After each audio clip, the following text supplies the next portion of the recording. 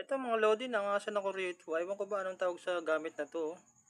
Nakakamanga, ayun, naglagay lang siya ng tinapay. Tapos nilagay niya ng keso. Tapos ayun, ketchup. Ketchup pa yan, mga idol. Ayun, nilagay niya yan. Gawa siya ng How Italian Make Pizza. Wow. Gagawang pizza. Tapos tinakpan niya, oh. Oh! Pizza nga! Lupit ah. Ang galing ng gamit na to ah. Oh, naman, naglagay siya ng yelo. Tapos, anong gagawin niya dyan?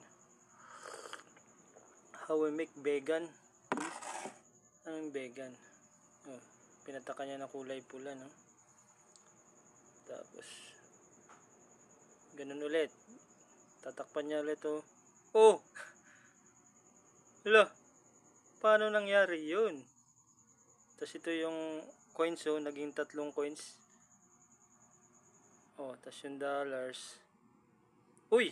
Pinunit! Ang gawin mo dyan? Ba't mo pinunit? Paparamihin niya siguro, no? Ilalagay niya dyan. Astig yan. Kung dumami yan. Punit talaga. Tapos, oh! Ang dami nga, oh. Oh, may relo.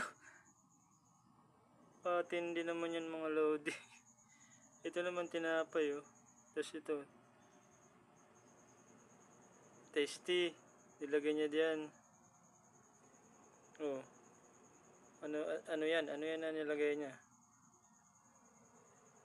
Oh. Dinema-dema pa niya. Oh.